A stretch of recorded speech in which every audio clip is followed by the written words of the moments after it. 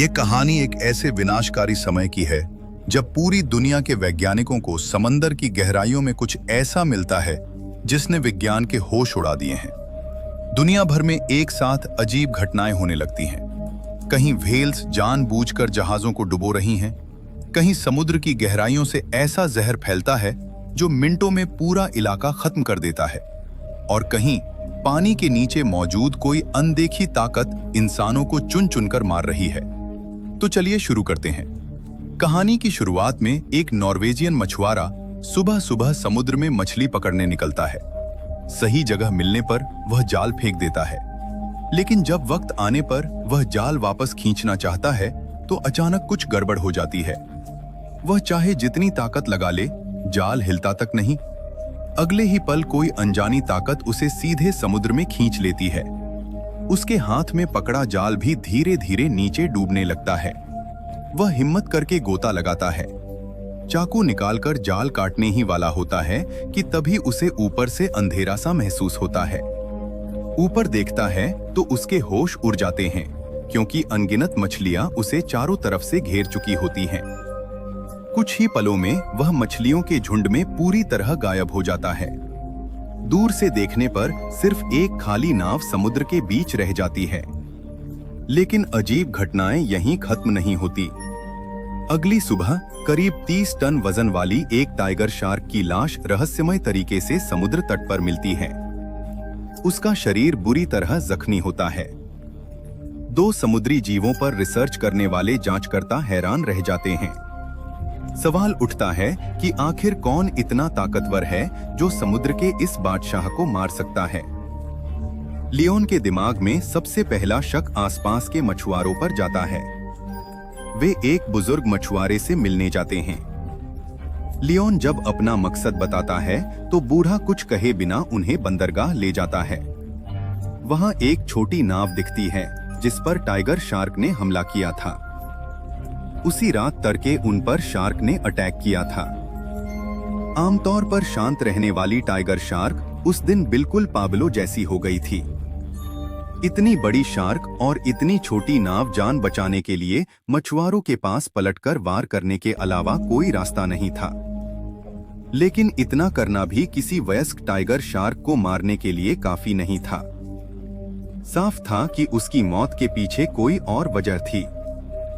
बूढ़ा मछुआरा जाने के बाद लियोन का मन और भी बेचैन हो जाता है।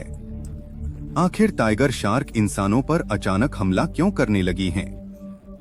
रात होते ही समुद्र के नीचे निगरानी करने वाला चार्ली भी कुछ गड़बड़ महसूस करता है।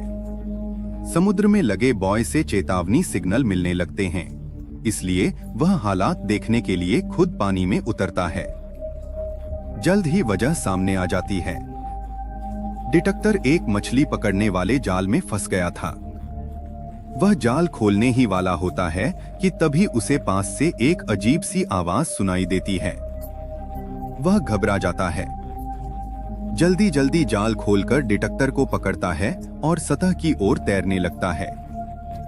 पानी से बाहर निकलने पर इस बार कोई हादसा नहीं होता। वह सुरक्षित नाव पर चढ़ जाता है। फिर भी न जाने क्यों वह जोर जोर से हाफ रहा होता है और अंदर से ऐसा महसूस करता है जैसे मौत को छूकर लौटा हो। लेकिन उसका काम अभी खत्म नहीं हुआ था, क्योंकि उसे डिटेक्टर दोबारा समुद्र में डालना था। इस बार वह अपने बॉयफ्रेंड को मदद के लिए बुलाता है। सही जगह तय करने के बाद दोनों मिलकर डिटेक्टर नीचे उतार देते हैं।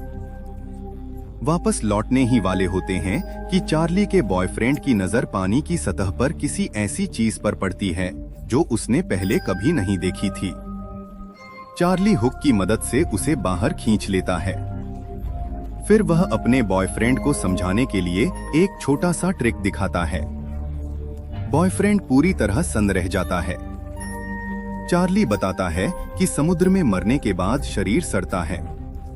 उससे मीथेन गैस बनती है और दबाव में वही मीथेन जमकर आग वाली बर्फ यानी फायर आइस बन जाती है। उसके हाथ में जो चीज है वही फायर आइस थी।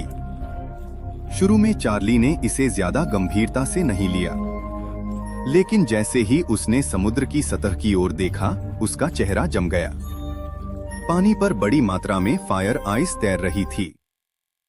एक दो टुकड़े होना सामान्य था, लेकिन इतनी ज्यादा मात्रा बिल्कुल असामान्य थी। उसने तुरंत अपने सीनियर्स को रिपोर्ट किया। ऊपर वालों ने भी यह देखकर झटका खाया। सबको लगा कि कुछ तो बहुत गलत हो रहा है। चार्ली को आदेश मिला कि वह इस समुद्री इलाके पर लगातार नजर रखे और जरा सी भी गड़बड़ी हो तो तुरंत रिपोर्ट करें। पिछले कुछ दिनों से लन लगातार उन्हें ये नहीं पता था कि जो हम बैकफेल अभी अभी लियोन के पास आई थी वही अब उनकी तरफ बढ़ रही थी। अगले ही पल वो भेल पूरी ताकत से टूरिस्ट बोट पर जा गिरी। नाव 2 टुकड़ों में टूट गई और सारे यात्री समुद्र में जा गिरे। चारों तरफ अफरा तफरी मच गई। लयन मौके पर पहुंचा ही था कि किलर व्हेल्स भी वहां पहुंच चुकी थी। कुछ लोग किसी तरह बच गए, लेकिन कई लोग किलर व्हेल्स का शिकार बन गए। इन्हीं में लियोन की सबसे अच्छी दोस्त लीसा भी थी। अब सवाल उठता है, किलर व्हेल्स और हैम्परबैक व्हेल्स इंसानों पर हमला क्यों कर रही हैं? क्या इसकी वजह समुद्र में छोड़ा गया न्यूक्लियर वेस्ट है जिसने उन्हें भड़का दिया, या फिर इसके पीछे कोई और कहीं ज्यादा गहरी वजह है? उधर एक मिशेलन स्टार शेफ रसोई में रखे लॉबस्टर को काटने ही वाला था कि अचानक उसके हाथ रुक गए। उसने देखा कि लॉबस्टर के शरीर से रुई जैसी सफेद तरल चीज निकल रही थी। इतने सालों के करियर में उसने ऐसा पहले कभी नहीं देखा था। वह उसे ध्यान से देखने ही वाला था कि अचानक और भी ज्यादा सफेद तरल बाहर निकल आया। शेफ गुस्से में आकर अपने सहायक को लॉबस्टर हटाने और सफाई करने का आदेश देता है। वह लॉबस्टर को उठाकर पास खड़ी एक महिला कट्टर को देता है और खुद सफेद तरल को साफ करवाने लगता है। महिला कट्टर लॉबस्टर को ग्राइंडर में डाल देती है, लेकिन जैसे ही वह मशीन चालू करती है, लॉबस्टर के अंदर की सफेद तरल चीज उछलकर उसके ऊपर पड़ जाती है। वह देखती है कि सब कुछ नाली में बह गया है, तो ज्यादा ध्यान दिए बिना वहां से चली जाती है। लेकिन रात होते ही अजीब घटनाएं शुरू हो जाती हैं। शेफ के हाथ बेकाबू कांपने लगते हैं, पसीने से तर हो जाता है और शरीर में जरा भी ताकत नहीं बचती। मजबूर होकर वह फिर से सहायक को बुलाता है। उसे लगने लगता है कि अगर वह तुरंत बाहर नहीं गया तो वहीं दम घुट जाएगा। वह किसी तरह खुद को संभालते हुए रेस्टोरेंट से बाहर निकलता है, लेकिन कुछ ही दूर जाकर जमीन पर गिर पड़ता है। उसके मुंह से गाढ़ा काला खून निकलता है। एक लॉबस्टर की वजह से उसकी जान चली जाती है। रसोई में मौजूद बाकी दोनों की हालत भी कुछ ठीक नहीं थी। दोनों की ताकत भी जवाब दे चुकी थी। महिला कट्टर खुद को संभालने की कोशिश करती है, लेकिन हालात बिगड़ते जाते हैं। उसी रात शेफ के सहायक को अस्पताल ले जाया जाता है। डॉक्टरों को उसकी हालत समझ में नहीं आ रही थी। बीमारी की वजह पकड़ में नहीं आ रही थी। अब एक ही रास्ता बचा था, शेफ के शव का पोस्टमार्टम। दोनों डॉक्टर आपस में काम बांट लेते हैं। सोफिया अस्पताल में रहकर सहायक पर नजर रखती है, जबकि सैसल होटल जाकर यह जानने निकलती है कि आखिर वहां क्या हुआ था। होटल मैनेजर से बात करने पर पूरी कहानी सामने आती है। सैसल को पता चलता है कि उस लॉबस्टर को 3 लोगों ने संभाला था। वह मैनेजर से महिला कट्टर का पता लेती है, लेकिन ठीक उसी वक्त अस्पताल में शेफ के सहायक की हालत बिगड़ जाती है। डॉक्टर पूरी कोशिश करते हैं, लेकिन उसे बचा नहीं पाते। उसकी मौत हो जाती है। उधर सैसिल महिला कट्टर के अपार्टमेंट के दरवाजे पर पहुंचती है।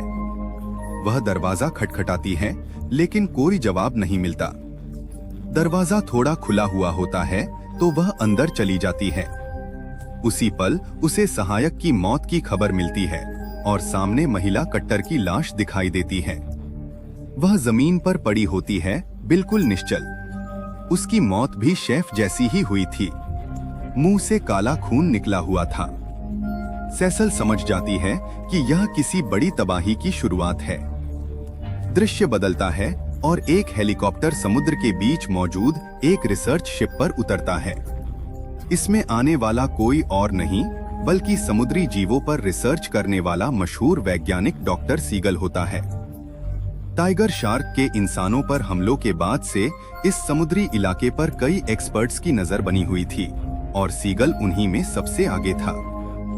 जैसे ही डीप सी कैमरा समुद्र की गहराइयों में पहुंचता है, स्क्रीन पर जो दिखाई देता है वह सब कुछ चौंका देता है।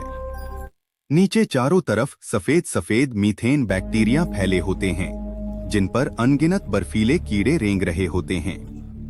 अगर यह कीड़े थोड़ी थोड़ी जगह पर जमा होते तो शायद सामान्य लगता, लेकिन जहां तक नजर जाती है हर तरफ वही कीड़े थे। यह नजारा बेहद अजीब और डरावना था। टीम जब पास जाकर इसे और साफ देखने की कोशिश करती है, तभी अचानक कैमरे की लाइट बंद हो जाती है। कुछ देर बाद लाइट फिर से चालू होती है। स्टाफ बताता है कि उन्हें भी समझ नहीं आ रहा कि ऐसा क्यों हुआ। सीगल फैसला करता है कि इन बर्फीले कीड़ों के सैंपल लिए जाएं। कई तस्वीरें लेने के बाद उसे एक चौंकाने वाली बात दिखती है। इन कीड़ों के सिर्फ दांत ही नहीं थे, बल्कि जबड़े भी बन चुके थे। जबकि आमतौर पर ठंडे इलाकों